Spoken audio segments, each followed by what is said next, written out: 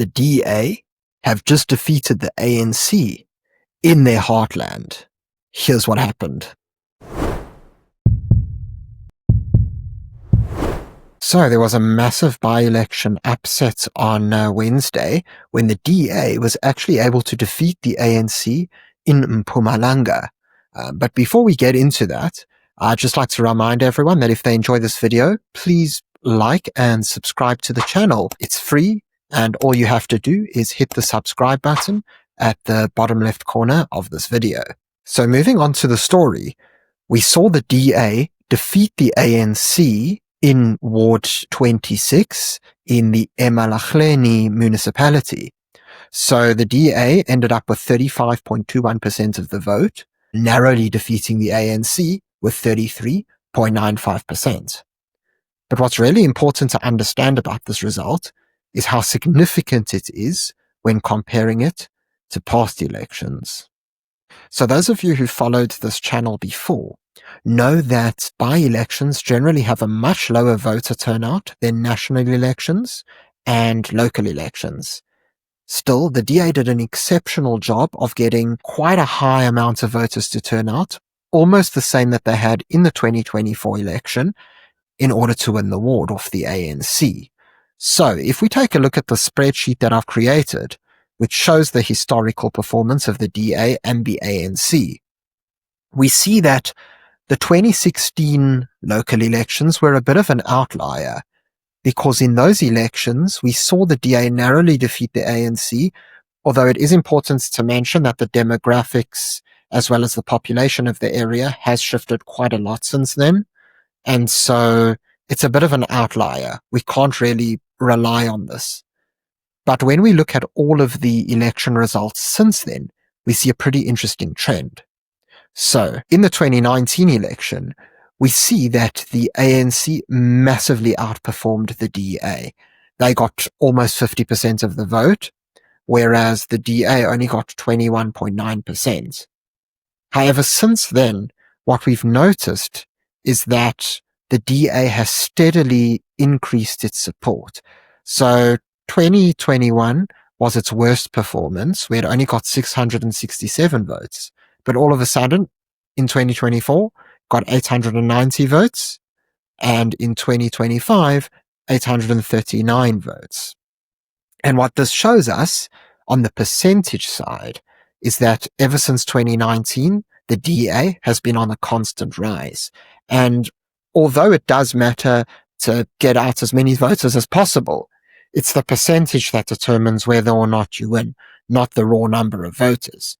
So this percentage point rise is incredibly important. In contrast, if we look at the ANC, since 2019, they have been on a constant decline. So as we see it, 2019, they were just short of 50%. 2021, they slipped to 46.9%. And then in 2024, they tanked all the way down to 25%. But it is important to note that a big reason for this was the introduction of the MK party. And so they did manage to actually recover somewhat in the 2025 by-election. But again, it wasn't enough to defeat the DA. And so, although the DA won by a narrow 30 voters, this is quite a remarkable result for the DA.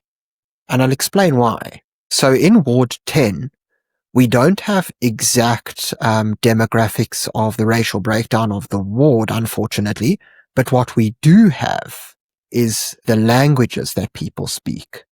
So as we can see from this demographic sheet, 45% of the population speaks Zulu, followed by Sepedi, Ndebele, Xhosa, Swati, and Xitsonga, with 8% being other languages.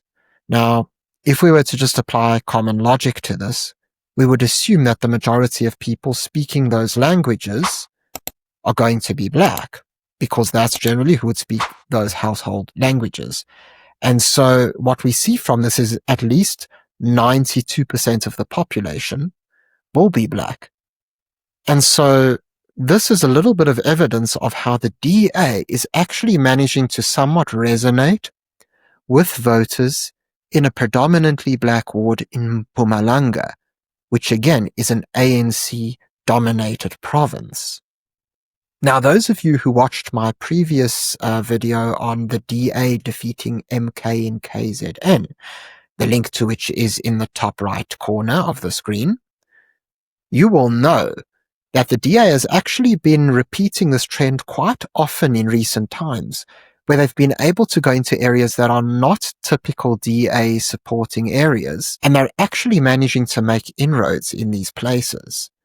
And so while we see the Patriotic Alliance chipping away at the DA's vote in certain coloured majority areas, particularly in the Northern Cape and the Western Cape and some parts of the Eastern Cape, it seems that the DA is actually managing to maintain their strength, because whoever they lose out on there, they seem to be gaining in other areas, such as in Mpumalanga and KZN. So apart from the Mpumalanga by-election that took place, there was also an important election in Tshwane, specifically Mamelodi. All right, so the DA took to social media to celebrate their result in Mamelodi, where they claim to have grown their support by 87.6%. So if we take a look at the by-election dashboard, we see that they weren't even close to winning the award, and in fact the ANC still won with over 50% of the vote. So the ANC came in with 2,214 votes. The DA only had 493. However, again, if we take a look at past data, this is actually a significant accomplishment for the DA. So if we take a look at this election map here, we see that back in the provincial election in 2024, the DA got 405 votes, or 6.1% of the vote. So comparing this to 11.48%, well, they've almost doubled their percentage, which again shows that they were able to get a pretty high voter turnout, where they actually got more voters in the by-election than in a national election, which is a very impressive feat.